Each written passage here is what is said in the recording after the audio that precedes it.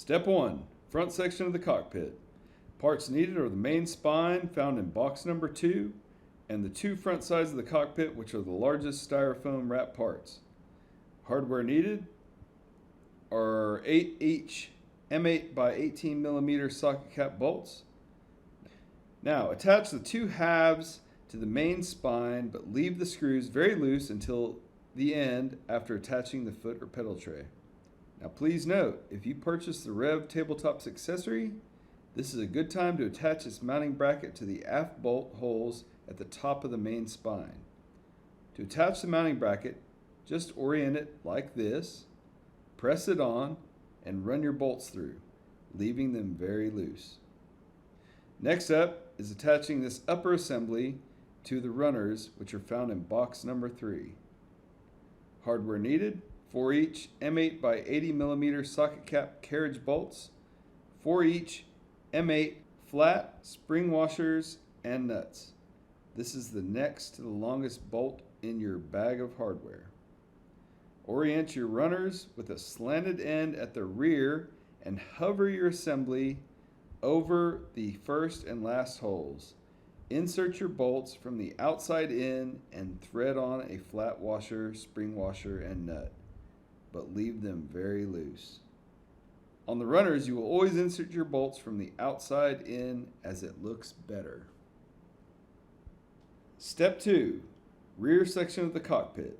Parts needed are the left and right seat rails, which are wrapped in styrofoam, and the cross supports are located in box number 4. Hardware needed: 12 each M8 by 45 millimeter socket cap bolts, plus your flat and spring washers and nuts. Grab your two seat rails and orient them like this. Then orient your cross supports with the holes facing forward and attach one in the first 2 holes of the seat rails and one in the top 2 holes of the rear legs. Run your bolts through, but leave the nuts very loose. Lastly, attach this rear assembly to the lower section of the front of the cockpit, located here. Run all of your bolts through and use only a spring washer and nut to tighten. Please leave these very loose as well. Step 3. Pedal tray and main mount. Parts needed are the R brackets and pedal tray, located in box number 5. Hardware needed: 4 each M8 by 80 millimeter and 2 each M8 by 100 millimeter, the longest ones, and 2 each M8 by 18 millimeter socket cap bolts, and 8 each M8 flat and spring washer and nuts. Where you attach your pedals depends on many factors, but mostly it depends on your height. I'm 6 foot 2 inches tall and use my cockpits for all my work and gaming. I run my R brackets in the 2nd and 4th holes. Once you decide where you want them, hand tighten the R brackets to the runners using 4 each M8 by 80 millimeter socket cap bolts, washers, and nuts. Then grab your pedal tray along with your 2 each M8 by 18 millimeter bolts, washers, and nuts. Correct orientation of the tray is with the angled ends at the rear like this. From the front of the cockpit, insert your pedal tray. I recommend using the top holes, so attach one bolt and hand tighten. You will notice a gap at the other side, so brace the runner with your foot while pulling the other side of the frame towards you. Then squeeze the R bracket and pedal tray together. Run your bolt through and hand tighten. For the rear of the pedal tray, tilt your frame onto its side. You will notice a 1-ish centimeter gap at the rear, but it should remain as it is part of the design. Run one M8 by 100 millimeter bolt through and hand tighten, while maintaining that 1-ish centimeter gap, which is about the thickness of your fingertip. Next, to the other side, and remember to leave that 1 centimeter gap. Last, go back and tighten down all the bolts throughout the pedal tray and rest of the main frame. Alternating from side to side will assist in keeping your frame square. Step 4. Keyboard tray, shifter mount, and cup holder. Parts needed are the keyboard tray and shifter throttle mount, mounting post located in box number 6, and the cup holder, which is in a box labeled cup holder. Hardware needed are 6 each M8 by 45 millimeter socket cap bolts, 6 each M8 flat and spring washers and nuts, and 2 each plastic knobs. Attach your keyboard tray mounting post on whichever side you prefer, and this also depends on what you use your cockpit for. I will show where I mount these items on my cockpits, which are in these middle bolt holes here. Just run your bolts through the holes while making sure the flange is parallel to the floor while you tighten these bolts down very, very tight. Although be careful, because you can collapse the side of the square tubing. The shifter throttle mount depends also on your use of the cockpit. I sim race and live in a left-hand drive country, so it goes in the first 2 holes on the right side of my cockpit. Run your bolts through and tighten them very tight. Lastly, the cup holder bracket, and once again relies heavily on how you use your cockpit. I recommend just behind your keyboard mouse tray mounting post. Orient the bracket like this and run your bolts through, tighten, and insert the plastic cup holder. Now, let's take some time to build your keyboard and mouse tray. Parts needed are the articulating keyboard mouse tray arm in box number 7. Hardware needed includes 1 screw and plastic washer, which are already attached in the end of the arm. Also, you will need the smaller M6 hex wrench. Remove the screw and washer from the first joint, then set the keyboard tray mounting plate so that the links line up and secure it by hand. One thing to note, never over tighten these screws as you can break the plastic washers. Next, get the keyboard mouse tray located in box number 8 along with the cover. We're going to get this assembled now, but we won't mount it until the end. Hardware needed is 6 each M8 by 18 millimeter socket cap bolts, the shortest M8s, and 4 each M8 nuts. Place the keyboard tray upside down and orient it like this. Line up the articulating arms mounting plate so that the arm is on the outside, and run 4 each M8 by 18 millimeter bolts through the inner bolt holes, i.e. the ones without nuts welded on. Secure the bolts with nuts, but leave the 2 inner ones very loose and leave the 2 outer ones a bit loose. Next, thread 2 each M8 by 18 millimeter bolts into the inside welded on nuts until you have approximately 5 to 10 millimeter gap between the 2 sheet metal plates.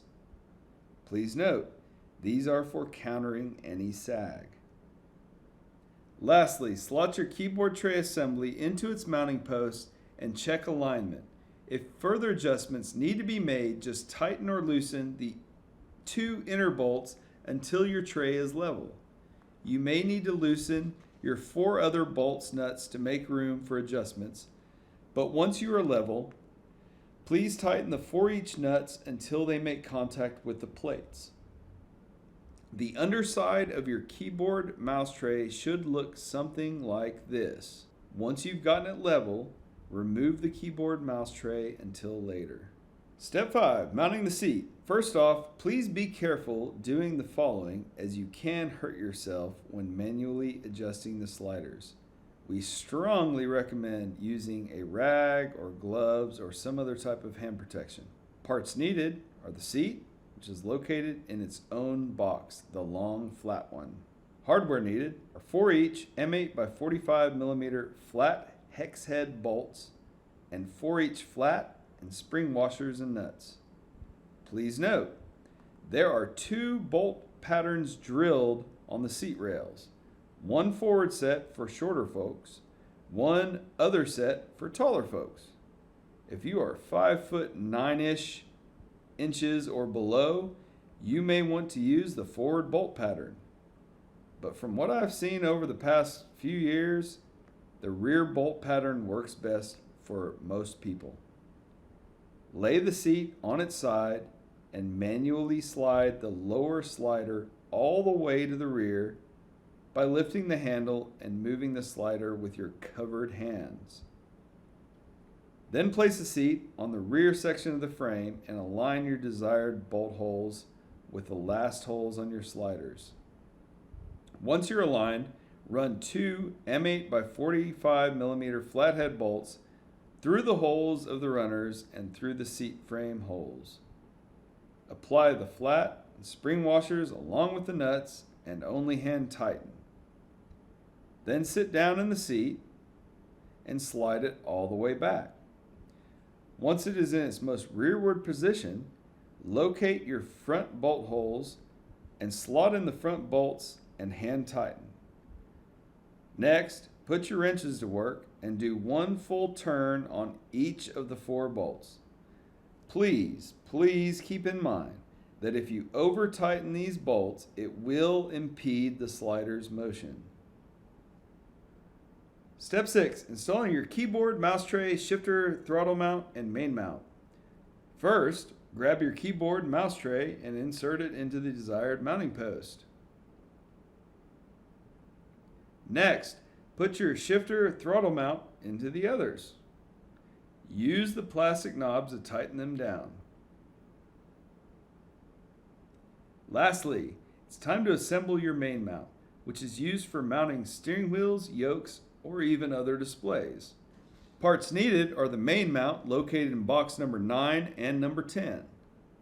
Hardware needed are 4 each M8 by 18 millimeter socket cap bolts and 4 each M8 flat and spring washers and nuts, along with 1 each plastic knob.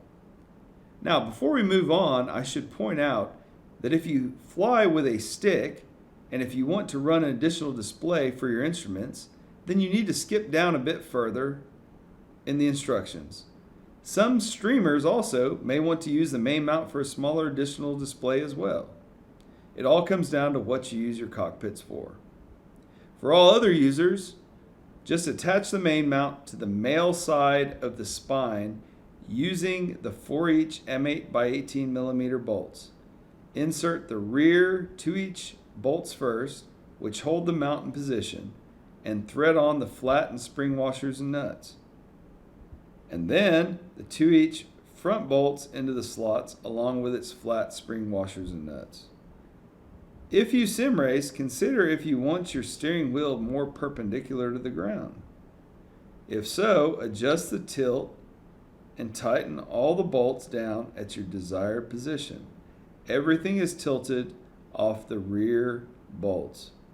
If you are using a yoke for general aviation, I'd advise a very slight tilt or a flat position. These bolts need to be tightened very tight once you set it up how you wish to have it to meet your needs.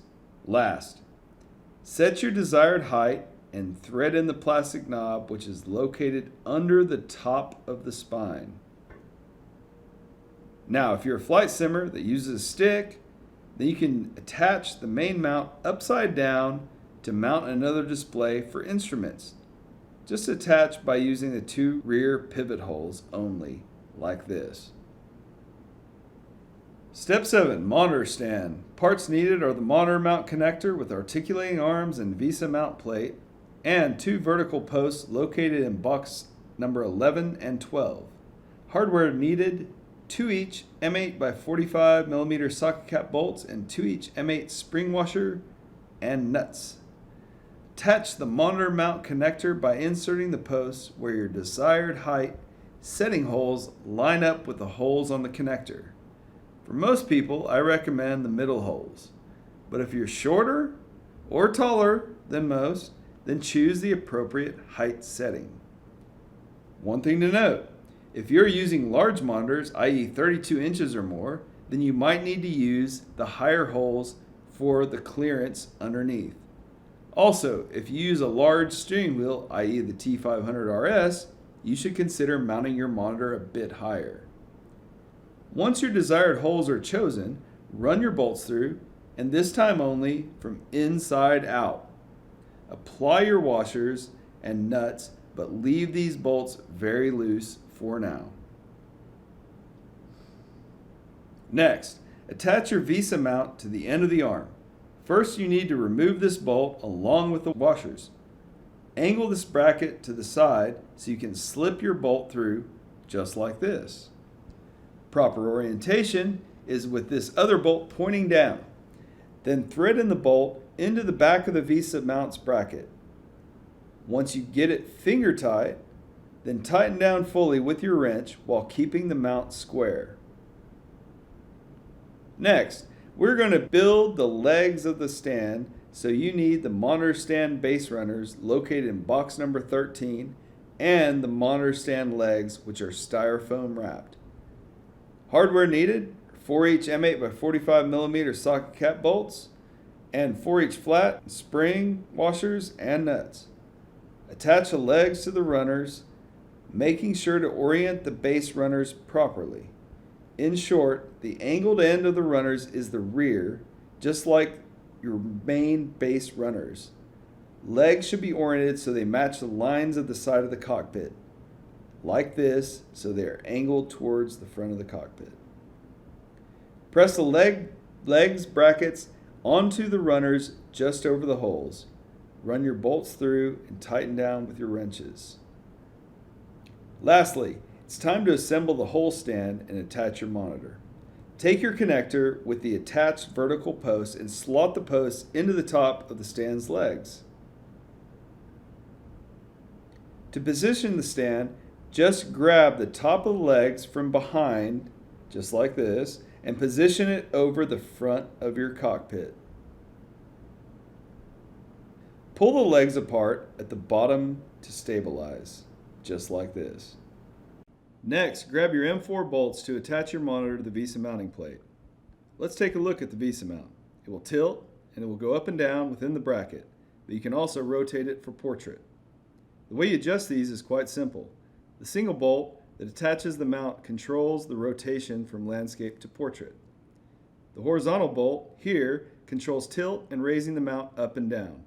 The bottom bolt assists you when adjusting the height setting.